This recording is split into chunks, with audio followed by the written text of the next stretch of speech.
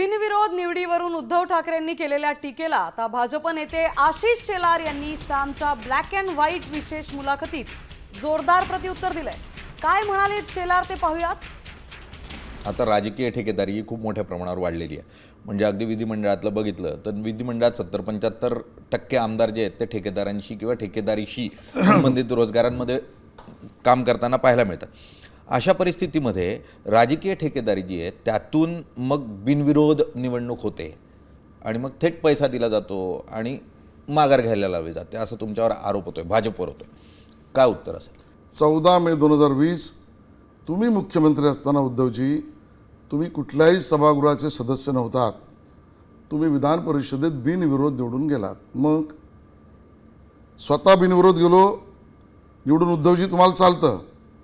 त्यावेळेला लोकशाही खतऱ्यामध्ये नाही. कोणी नगरसेवक निवडून आला, बरं तो भाजपचे नाही अन्य पक्षाचे आलेत, पण धरू तर ते वाईट.